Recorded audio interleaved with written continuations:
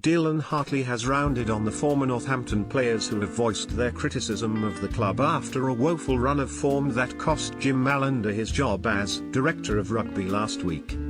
On another difficult day for the struggling Saints, Wales also brushed off the club's attempts to lure Warren Gatland to Franklin's Gardens.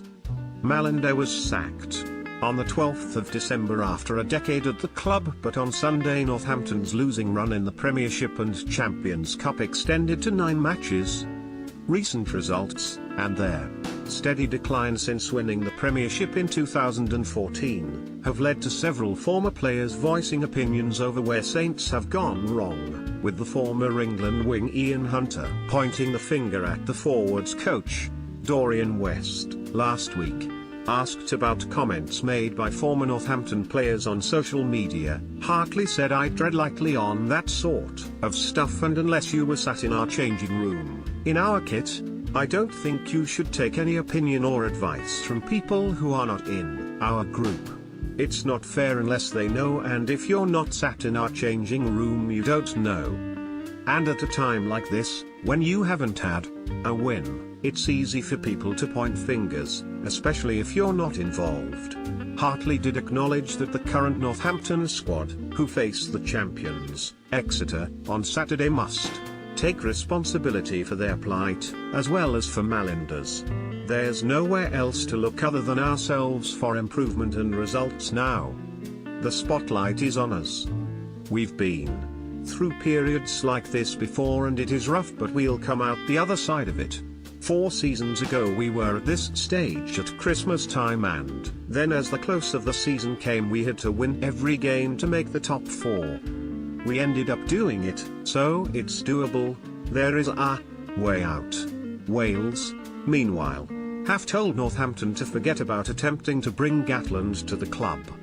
The president, Keith Barwell, said this week that they had shortlisted Gatland before appointing Mallinder 10 years ago, and that the Wales head coach, who also led the British Irish Lions on their past 2 tours, was someone in whom the Saints are interested.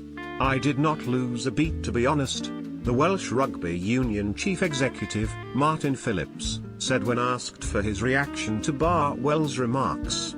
"Warren is going to get linked to all sorts of jobs because he is one of the top coaches in the world.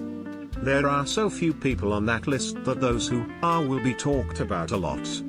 I would like to believe he will be here for the World Cup in 2019. Gatland's contract with Wales lasts until the end of that tournament, and a 3-man shortlist has been drawn up for his successor. It would cost Northampton a 7-figure sum to buy Gatland out of it because, as well as his salary, he will receive a bonus if he sees out his time in the country he moved to 10 years ago. Whoever takes over from him, Glasgow's head coach, Dave Rennie, is the favourite, will be expected to work closely with the country's 4 regions." Phillips said that the professional end of the game was now made up of 5 interdependent bodies, Wales and the Quartet, a contrast to the previous WRU regime which erected a barrier between the national side and those under it. "It is important that the successful candidate sees the big picture," Phillips said. "We want a pretty rounded individual, not just a great coach, although it is important that he has a track record and has won something important, and nationality is not an issue. We have a short list of 3 and they all have to buy into our model. It is not random anymore." Phillips also said the WRU is considering making a part of the Principality Stadium an alcohol-free zone after the next 6 nations, following complaints from spectators last month about fans constantly getting up during the match to go to the bar or the toilet. "We are collecting data from spectators, and if there are things we think we can do to improve the experience for people, we'll trial those next autumn, but I don't want to penalize one group against another."